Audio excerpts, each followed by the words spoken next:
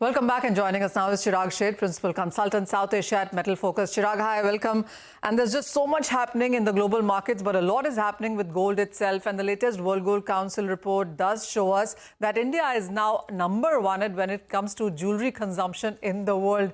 What are the kind of numbers that we're looking at?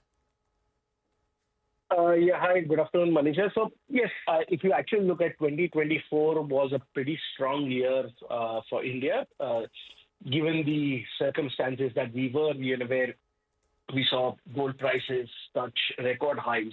And I think what has really shown the strength in the Indian market are a couple of things. One is the fact that jewelry still continues to remain a key mode of investment for Indian consumers, and also the fact that there was a bit of pent-up demand which came into the market post the duty cut. So I think both these factors played out quite well for India in 2024.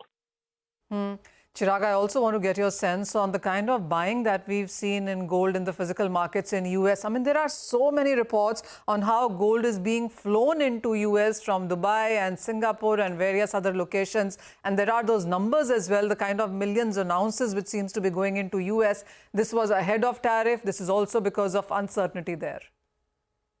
That's true. So I think, we've seen this, if we go back to 2020, we also saw a certain amount of dislocation which happened where metal moved from one part of the world to another part of the world. And this is something that we are again seeing in 2025 where, and 2024 end, where the whole fear of tariff by Trump led to metal move from LBMA vaults in London to the CME vaults in New York. And I think there is fear among a lot of participants in the US and in the global market where these tariffs would be more blanket in nature, which would then impact supply chains, which would then disrupt the demand as well. So I think what is happening is that there is movement happening in anticipation to these blanket tariffs, which Trump did announce on Mexico and Canada, but have given them some bit of breather.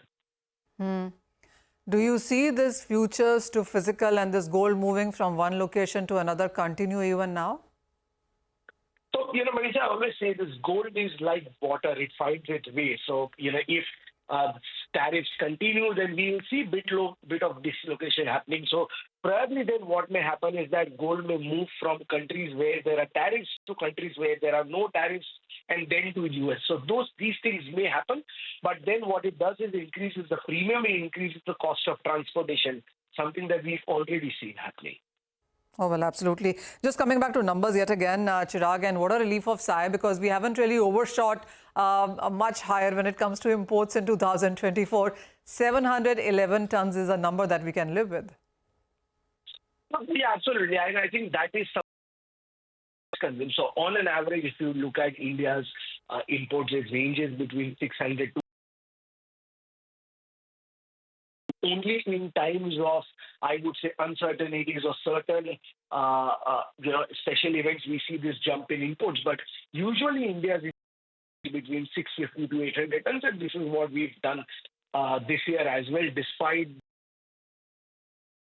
the resilience of jewelry demand, our imports still range within a range that people would be comfortable with. The other strong number, Chirag, that I'm looking at the report, I mean, 4 times more than what we saw in the previous year. How do you look at this very strong one, central bank buying, which continues to be above 1,000 tons, and the India's role in this? Yeah, I think, what has been very interesting is that last 3 years, central banks have bought more than 1,000 tons of gold on a consistent, basis, something that we've seen central bank move from on an average 550, 600 tons to 1,000 tons. That India is among the major purchaser of gold and among the large countries, right? I think we bought roughly about 70 to 80 tons of gold last year. And I think to some extent,